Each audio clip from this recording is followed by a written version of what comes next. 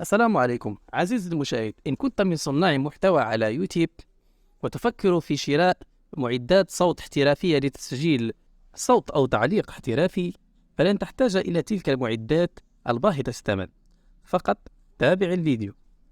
السلام عليكم، مرحبا بكم من جديد في فيديو جديد. اليوم إن شاء الله سنخصص هذا الفيديو إلى كيفية تسجيل أوديو أو تسجيل صوت بدون وشوشة، بدون ضجيج.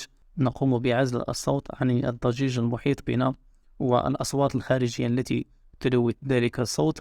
والتسجيل سيكون تسجيلا عبر الهاتف، يعني سنحول صوت الهاتف إلى صوت إذاعي، صوت احترافي بدون استوديو أو معدات استوديو، بدون كارت صوت ولا حتى ميكروفون احترافي.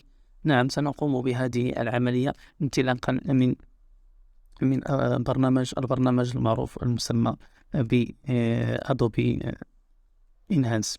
نعم أعزائي، الخطوة الأولى التي سنقوم بها وهي قراءة أولا الفيديو، أو عفوا قراءة الأوديو أو التسجيل الذي قمنا بتسجيله لمعرفة الأضرار التي به والوشوشة بالصداع وما إلى ذلك. نعم، ندخل إلى هنا ثم نقرأ الأوديو. السلام عليكم ورحمة الله تعالى وبركاته. سنقوم بتنقية هذا الصوت. هذا هو المثال الذي قدمنا لتنقيته.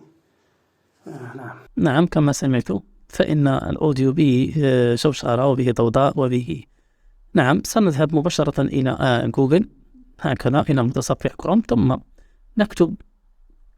نكتب كونفرتيسور أو كونفرتيسور أوديو، هكذا. نعم، هذا هو الموقع، ثم ندخل مباشرة إلى الموقع هكذا ونقوم بفتح الملف الذي سنقوم بتنقيته. نعم، هنا اسم، هذا هو بود، ثم نقوم بفتح الملف.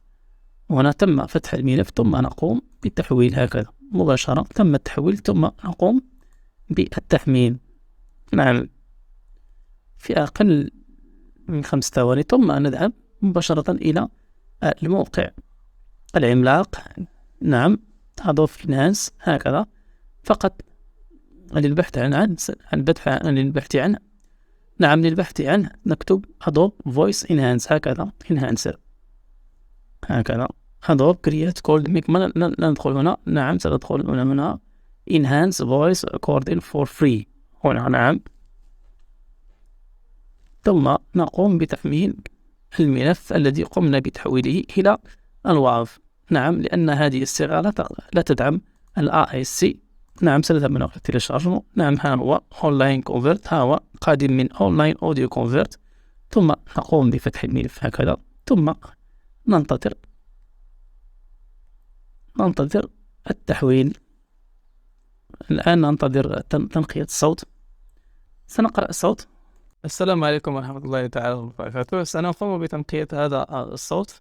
هذا هو المثال الذي قدمنا لتنقيته. نعم، ثم نقوم بتحميله هكذا. وإلى هنا نكون قد أنهينا هذه الحلقة. شكرا لكم أعزائي الكرام، ومرحبا بكم من جديد. لا تنسوا دعمنا باللايك والاشتراك في القناة، وإلى اللقاء وإلى فيديو آخر إن شاء الله. معكم أخوكم أحمد من قناة المعلومة، وإلى اللقاء.